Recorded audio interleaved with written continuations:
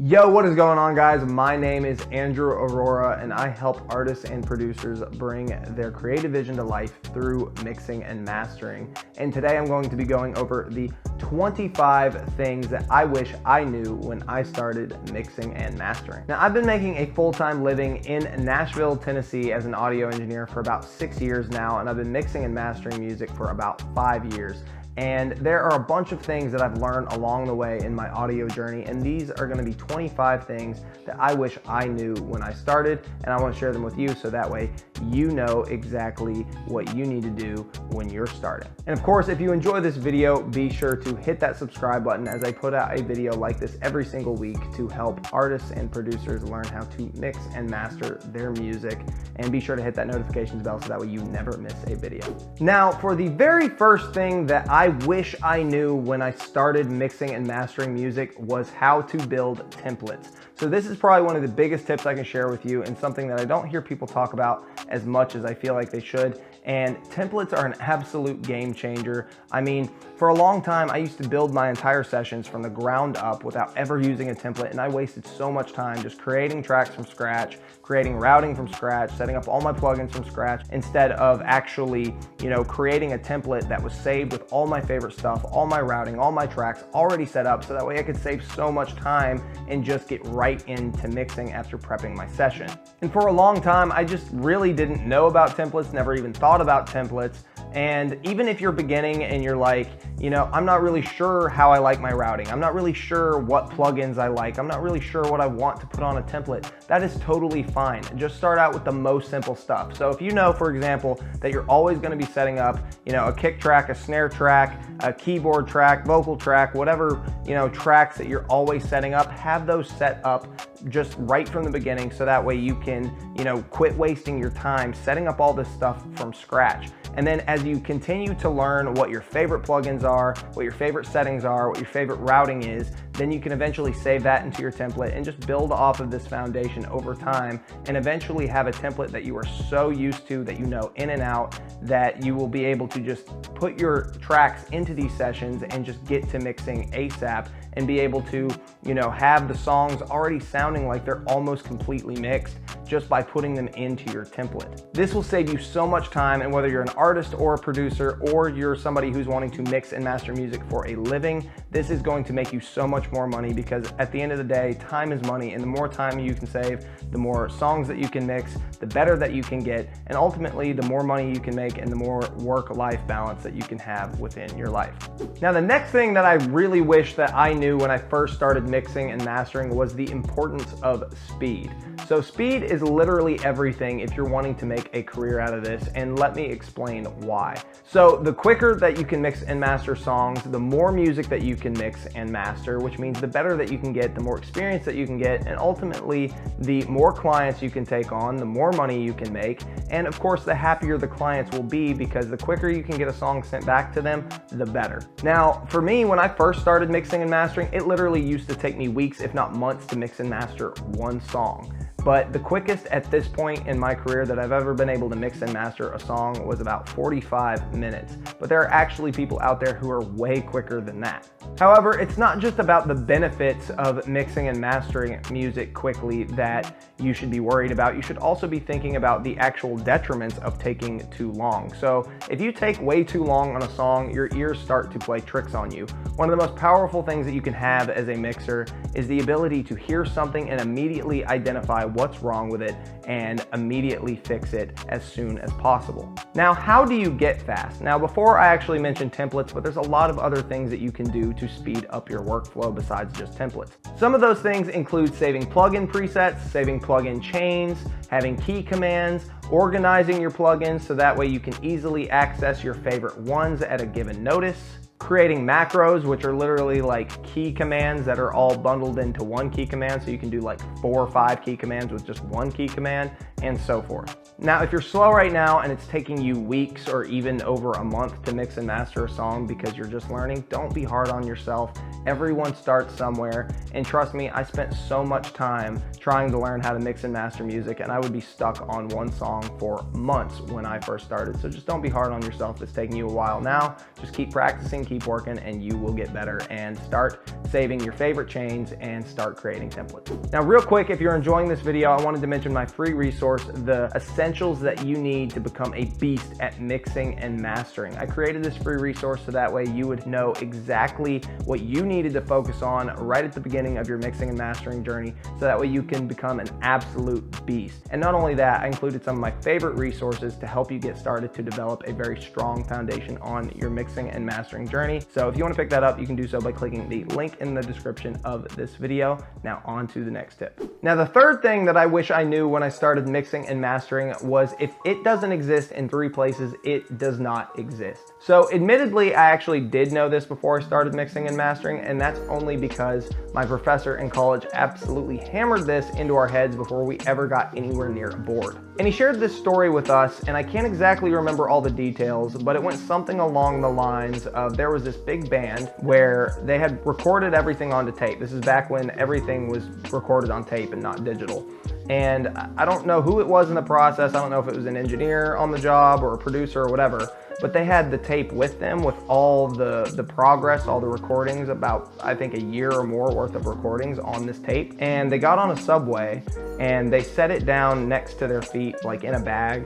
And the subway actually had a magnet on the rail, and the magnet damaged the tape, and they lost literally over a year's worth of work because of an innocent mistake. But unfortunately, it only existed in one place, so there was no way of getting all that hard work back. Ultimately, the moral of the story is you need to have all of your stuff saved in at least 3 different places, but do not have all 3 different places in one place. So for example, don't have it on a laptop, a hard drive, and then maybe another hard drive all in your one backpack, where if your backpack gets stolen, then you're gonna lose everything. Make sure to have it at least on a laptop or a computer, a hard drive, and preferably at least a cloud, so that way it's, you know, up on the internet where you will always have access to it no matter what happens to your physical devices.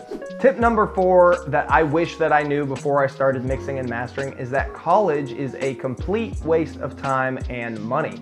Now, in my last tip, I mentioned how I went to college and I had a professor, and to be honest with you, that's only because I was very blessed and I had a GI Bill, which was pretty much a free pass to college. But had I not had that GI Bill, then I definitely would not have gone to college, and I would not recommend it for pretty much anyone, because there's so many resources out there now that will give you a much better education in this department than any college will, and they won't waste your time with all that crap that you don't need to know, that won't help you on your audio journey or your production journey, and you won't end up tens of thousands of dollars in debt. And quite frankly, nobody cares about your degree. A lot of people go to college and they think they're gonna get a degree and then get out of school and go get a job in a studio, and hate to tell you, but that is not how it works.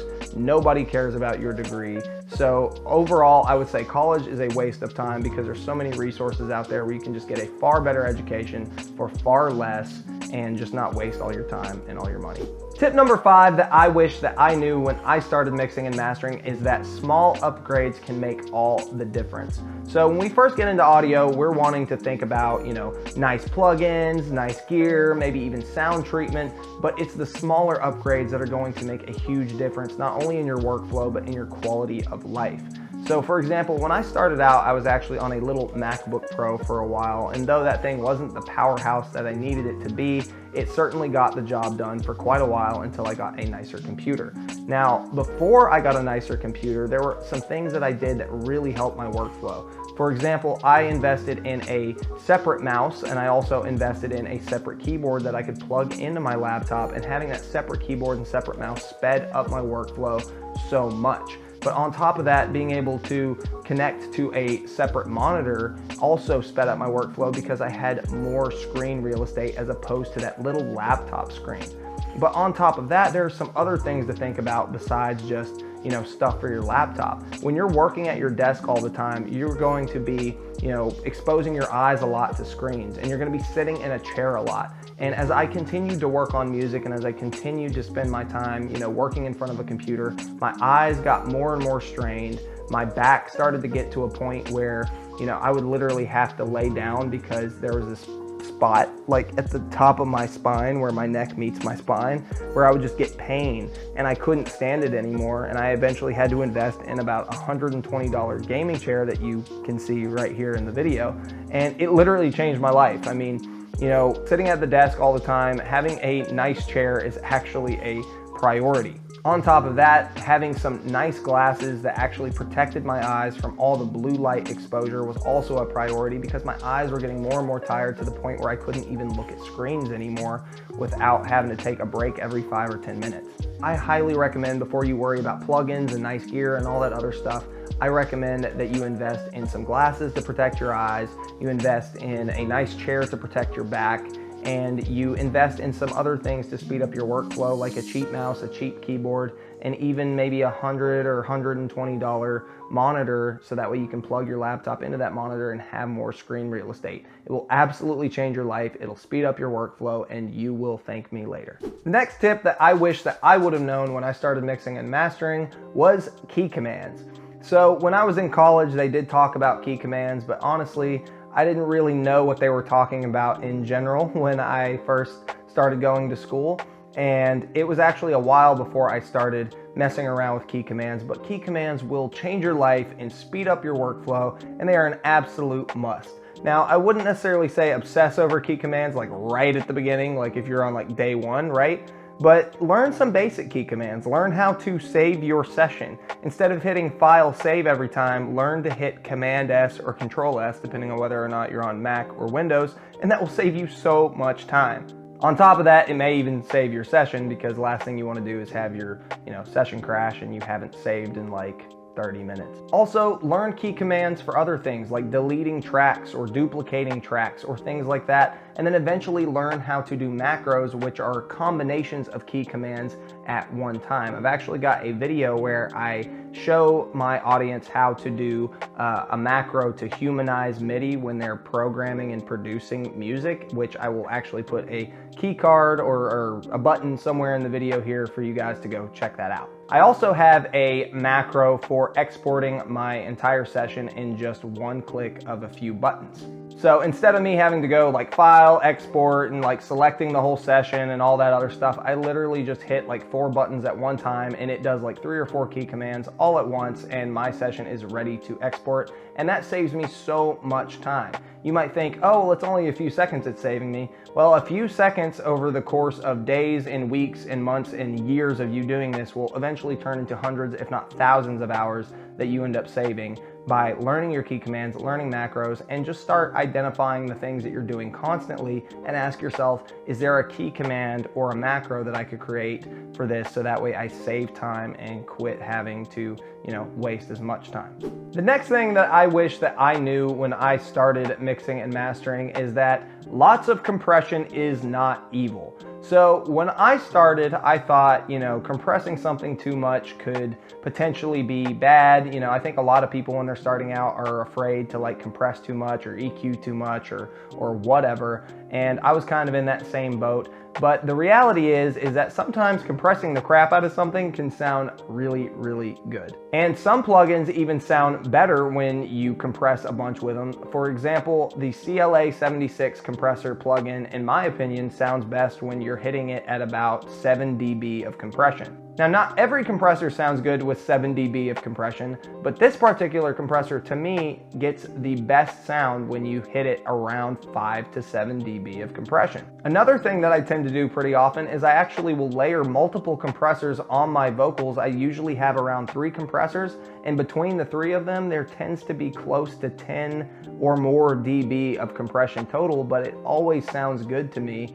And it's because I've layered the compression. So even though the individual compressor isn't necessarily, compressing 10 decibels, there is usually collectively between all these compressors around 10 plus dB of compression. A lot of people will consider that a lot, but it does a great job of getting the vocals right in your face and sounding good. Some other things that can sound good when you compress the crap out of them is your rooms. Sometimes getting the rooms to really pop and have that nice aggressive sound that glues all the individual drums together requires a bunch of compression on your rooms. Now, I'm not saying that's a rule every time, I'm just saying that sometimes it sounds great, and another way to get a really good heavily compressed sound is through parallel compression.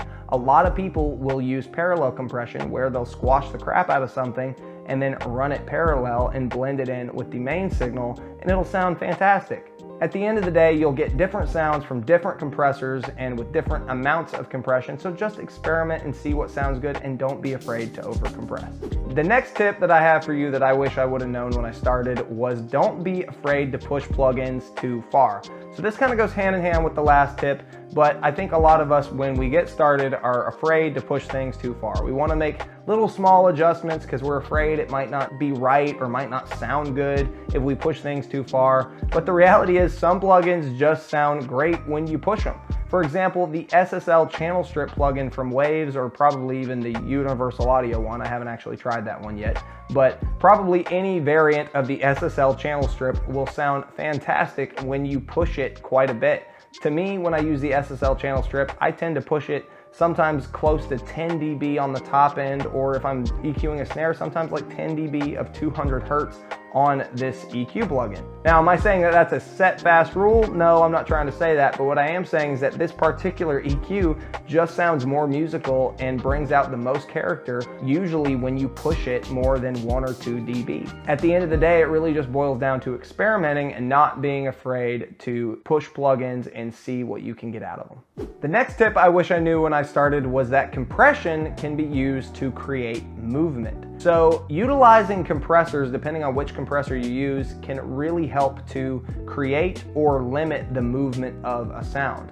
By manipulating the attack and release times, you can actually control the push and the pull of the sound. Now, it will take time and practice to hear this, but once you're able to hear it and you're able to identify it, then you will be able to start manipulating the sound to kind of groove the way that you want it to. Now, I don't actually have a video going over how to use compression to make things move, but if you'd like one, then let me know in the comments and I will definitely consider making one. Just know that compression can control movement, and it's a very powerful trick that you should definitely learn.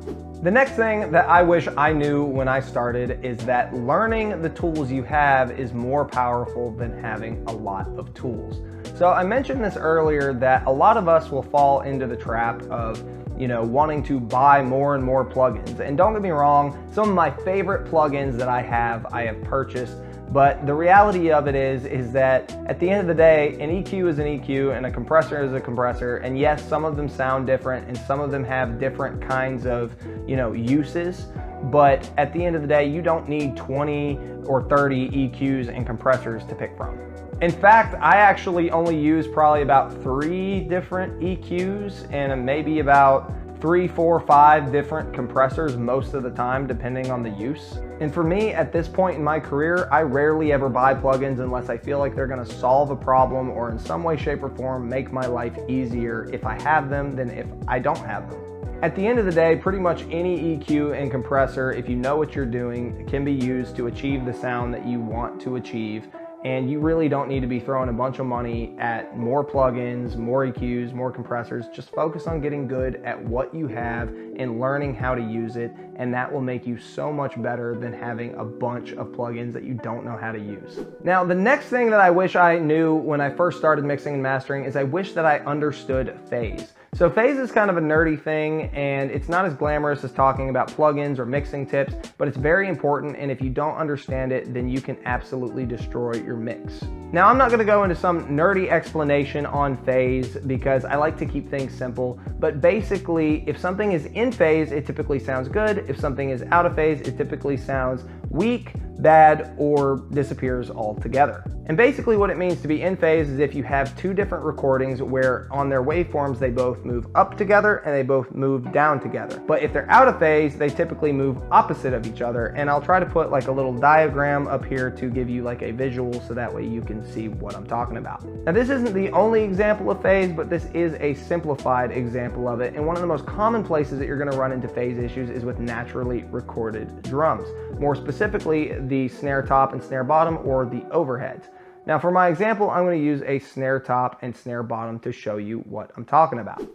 Yo, what is going on, guys? I've got a snare top and a snare bottom here just for me to show you the phase example. And we're going to show you what the difference is between a flipped phase and a non-flipped phase, and what it sounds like when a snare is out of phase. So let me just show you the snare real quick. We've got a snare top and a snare bottom, and let me show you what happens when I flip the phase. Sounds incredibly thin. Let me switch it back. And again. So you can hear the difference between out of phase and in phase. It definitely hurts the sound of the snare. And that is an example of what in phase and out of phase sounds like. The next thing that I wish I knew when I first started mixing and mastering is I wish I knew how to squeeze the most out of my CPU. Now, this isn't near as much of a problem these days now that I have a powerhouse of a computer as opposed to a weak little MacBook Pro. But back in the day when I was on a little MacBook, I had to squeeze every last little drop of power that I possibly could out of my CPU to be able to get my projects done. Things that I used to do to be able to get as much out of my CPU as I could was I used to delete empty space on my tracks so my computer didn't have to process that empty space. I used to increase my buffer size on my interface. I used to freeze tracks so that way my computer didn't have to process the plugins, or I used to print my tracks so that way I didn't have to have plugins. I would just commit to everything and I would move forward with that, and I would have far less plugins on my tracks. Now, none of these were ideal things that I really wanted to do, but when it came down to it and I had to get my work done and I had to get my computer to do as much as it could possibly do, these are things that I had to do. So if you're in that same situation, try some of these things to get the most out of your CPU. The next thing that I wish that I knew when I started mixing and mastering is I wish that I knew how to do business the right way. And this all starts with a mixing contract. So there are a lot of different contracts out there and they're really quite simple. You can actually just find them on Google, type in like music production contracts or mixing contracts or whatever, but nobody wants to get screwed. So anytime that you do business with anybody, have a contract. The other thing is that you always want to have half up front. So you don't do any work as a mixer until you get half up front, and you don't send them their final wave file until you get the second half. And as I continued on in my career, I eventually started putting a watermark in my tracks before I would even send them the final version, because the last thing you want as a mixer is to send someone, let's say, the MP3 for them to give you revisions, and because they're an idiot, they take the MP3 and not the wave, and they just don't pay you. And yeah, they may not have got the wave, which sucks for them, but they also didn't pay you, and that sucks for you. So I started putting a watermark where I just kind of say my business name in there, and I don't remove the watermark until I get my second half up front. And I highly recommend you do that too if you're wanting to run this like a business and not get screwed, because I even had people not give me free testimonials when I was trying to collect testimonials when I, didn't put a watermark in the track. So yeah, people will literally not even give you what you ask for when there's no money involved. So I highly recommend using a watermark. The next thing that you want to have is a mix requirement sheet that you can send to your client, so that way they can literally look over everything, make sure that the song has everything that you need, so that way you can do your job as soon as you get it, and you won't have to sit here and message back and forth and have a bunch of changes. They can literally look at the mix requirement sheet and make sure that they meet all the requirements before sending it to you. And on top of that, a pricing guideline, so they know exactly what they're in for, what is gonna cost them extra money and what they are paying for when they are paying you to mix. The next thing I wish I would have focused more on when I started mixing and mastering was the mid-range. So I think many of us, when we start mixing and mastering, we want to boost those lows and boost those highs, because that's the stuff that, tends to sound the most pleasant to the ear. We hear that nice thump on the low end and then that nice sheen to the top end, and we tend to ignore the mid-range, but that is a huge rookie mistake, and your mixes will sound amateur if you ignore the mid-range. There's a lot of things that live in the mid-range. Pretty much all your clarity lives in the mid-range. pretty much all your vocals, guitars, they tend to occupy a lot of the mid-range. And if you neglect this area, you are definitely going to be sounding like a rookie. Now, don't get me wrong, that doesn't mean that you need to focus all your attention on the mid-range or you need to go boosting mid-range and everything from now on. In fact, some parts of the mix tend to have a lot of mid-range taken out, like the drum shells. A lot of the time people scoop the drum shells and boost the top and the lows on shells because it usually sounds pretty good. However, sitting here, boosting the highs and the lows on everything and ignoring the mids will give you a very scooped sounding mix, and that's just not going to be good. So don't neglect your mid-range. The next thing that I wish I knew when I started mixing and mastering is I wish that I knew to listen on multiple sources. So every source and every room is going to sound different, and for me personally, most of my career I have mixed in less than ideal environments such as bedrooms, walk-in closets, corners of garages, and so forth, and yet I consistently put out good quality mixes. And the reason for this is because I check on multiple sources. I tend to check in my car, I tend to check on headphones, I tend to check on earbuds, and you also got to remember that most people who are listening to your music actually are not going to be listening to your music on some high quality sound system, and they're not going to be listening to it on some high quality speakers. They're going to be listening to it most likely on earbuds or a car sound system. So if your mix can sound good in a car or on headphones, then you're probably doing pretty good, but just because it sounds good on your speakers does not mean it's going to translate well on headphones or in a car. So be sure to check your mixes on multiple systems and make sure that it sounds good. And just remember, if your mix sounds good on a crappy system, then there is a good chance that it'll sound good on a good system. The next thing I wish I would have started doing earlier in my career and wish I would have known before I started was to use reference tracks. So using reference tracks is a great way to know how your mix stacks up against some of your favorite mixes and against other professional mixers. Now, when you're referencing other tracks, don't go overboard because sometimes you can be comparing yourself and getting like upset that your stuff never sounds right, or you could even be psyching yourself out because you're trying to get your song to sound just like somebody else's song, and it might be, different than their song, and it's just never going to sound quite the same just because of a bunch of different factors. But reference mixes are a great way to be able to have an idea as to whether or not you're getting, to that professional quality, and it's definitely good to be referencing some of your favorite songs, some of the songs that you're the most familiar with, so that way you know if your mix is, competing with music like that. Now, I did mention earlier how I rarely ever buy plugins unless they're going to help me or provide a special kind of function that will help my workflow. And this is one of those cases. One of my favorite plugins for referencing tracks is the Metric AB plugin. I highly recommend this plugin. It's actually got a lot of features that I haven't even used yet. I don't even fully know how to use everything in this plugin, but if you want a good referencing plugin, this is definitely a good option, and I highly recommend looking into it. The next thing that I wish I would have known when I started, which I actually think I figured this out pretty quick, but this is definitely something I want to share with you if you don't know and you're just starting out, is that you need to invest in some good speakers or good headphones. Now, I did mention earlier that it's not all about buying fancy gear, nice gear, and all that, but if you are going to spend a lot of your money somewhere, spend it here. Spend it on a good pair of headphones, spend it on a good pair of speakers, and invest in something that is going to last for a while, that is going to give you a good sound quality. Now, I'm not saying you go spend thousands of dollars on like the nicest speakers or the nicest headphones that you can possibly find, but go invest, maybe around $500 into some decent speakers. For me personally, I have the HS7s and I've had these for years, and they are about $700 or $800 for a pair of them.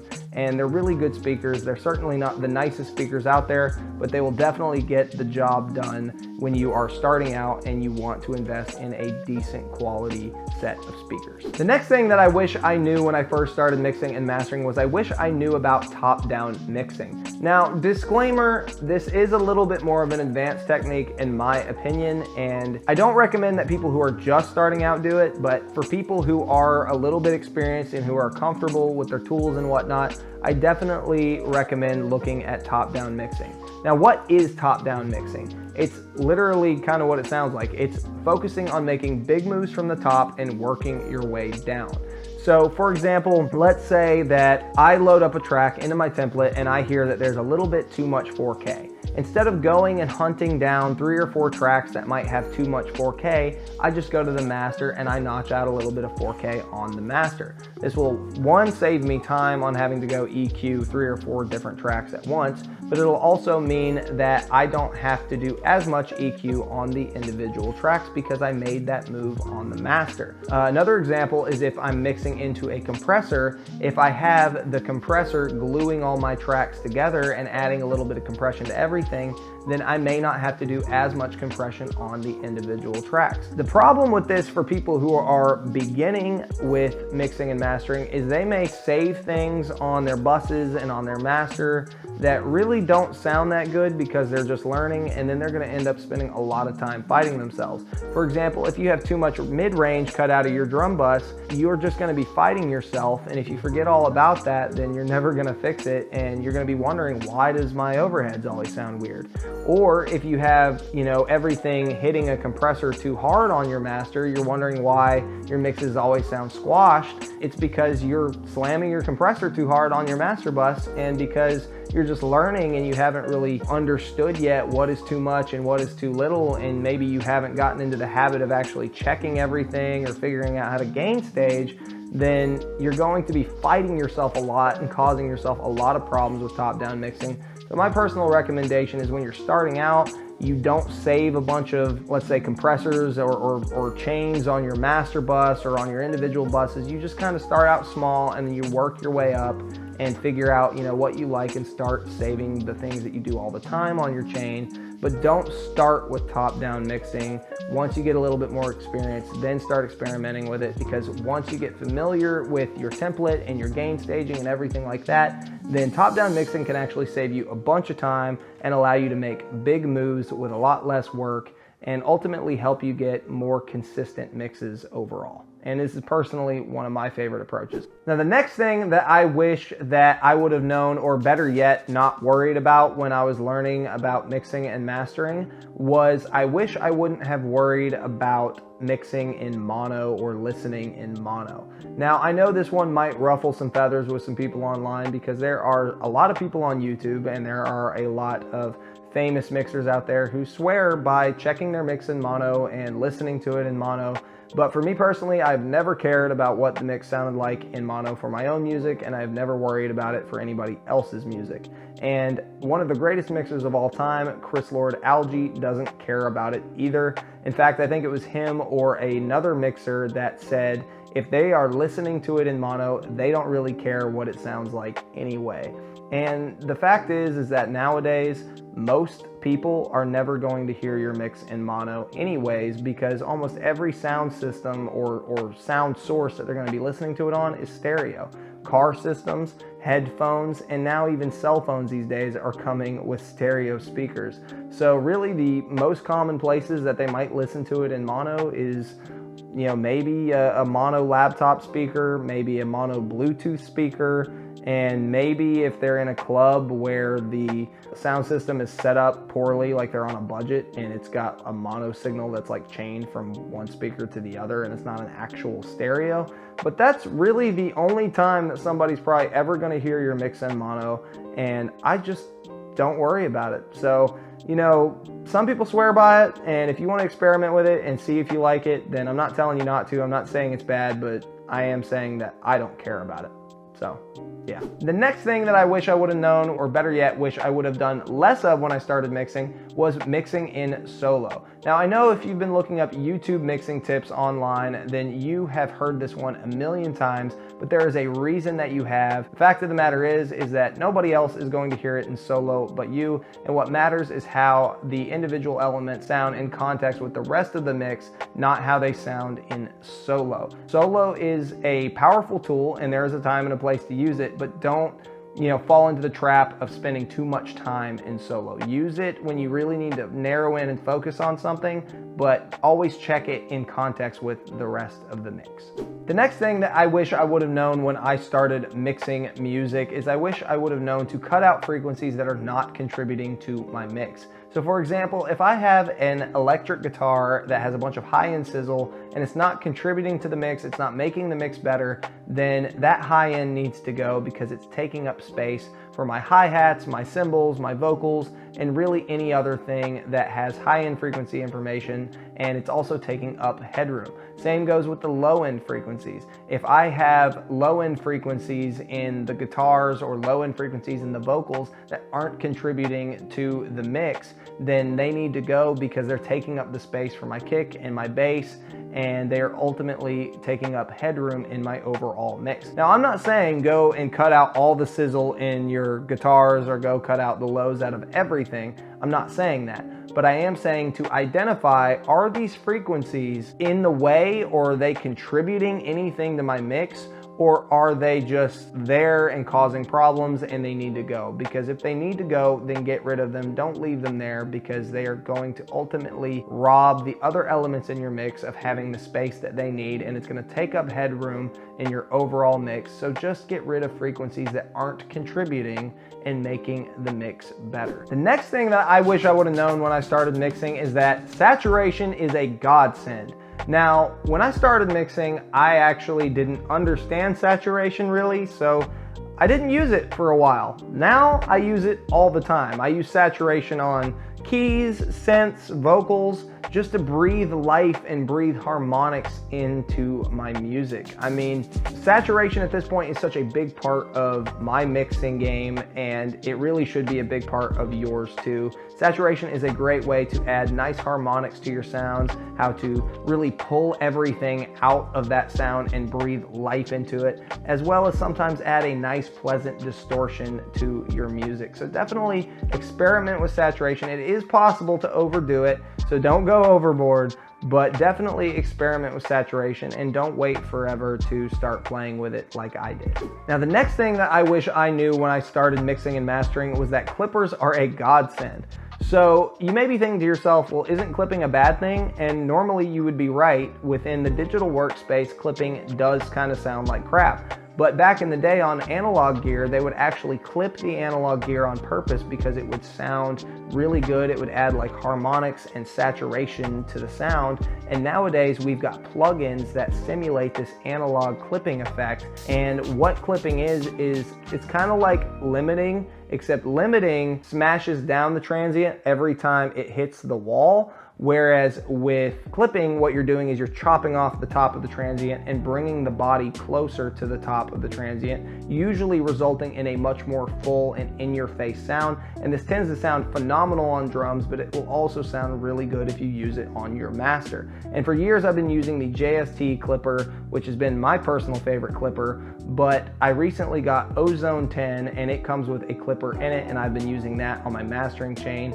So if you haven't been clipping yet and you haven't really looked into it, I highly recommend you do because it will transform your mixing game 100%, I promise. Now, the next thing that I wish I would have known and wish I would have understood when I started mixing and mastering was sample rate.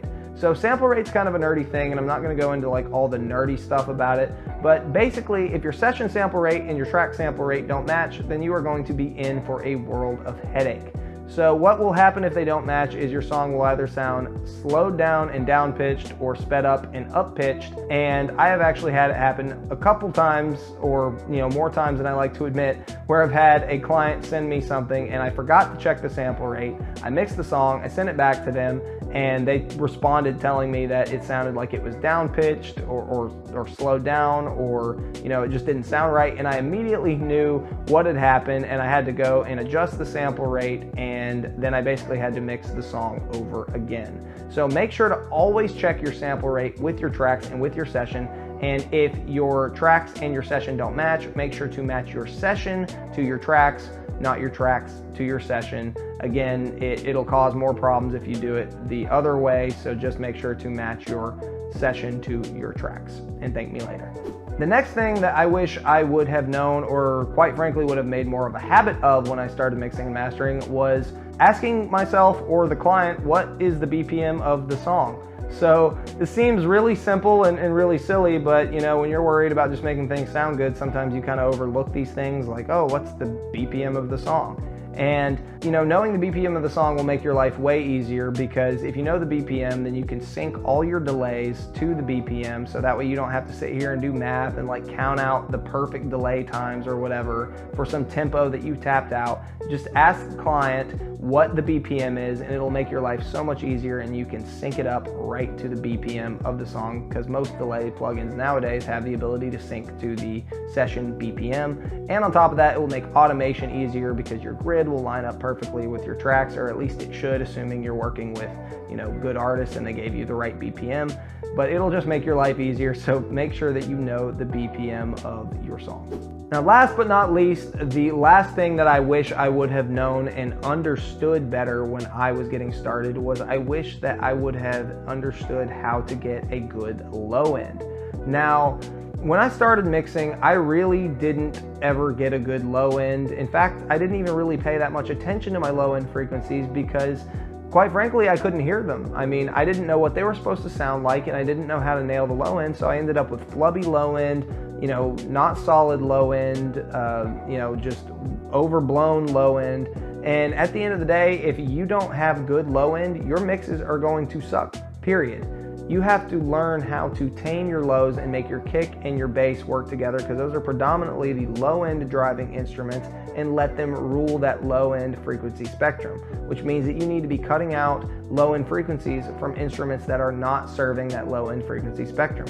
For example, you may think to yourself, well, a hi-hat doesn't have any lows, right? Well, it might have some low end frequency information that may not really be something that you can hear, but it's still taking up headroom in your mix, and it's taking up some of the space that the kick and the bass could be taking up for the low end. These are things that you need to be aware of, and of course, getting good with your low end will take time, and I'm sure many of you are in a situation like I've been in, where you don't have a treated room, you don't have a subwoofer, and my best solution for you is take your mix out to your car and listen to it in your car. If you have a car sound system that sounds like crap, then I would say maybe invest in a good pair of headphones that maybe can reproduce some low end, or maybe borrow a friend's car.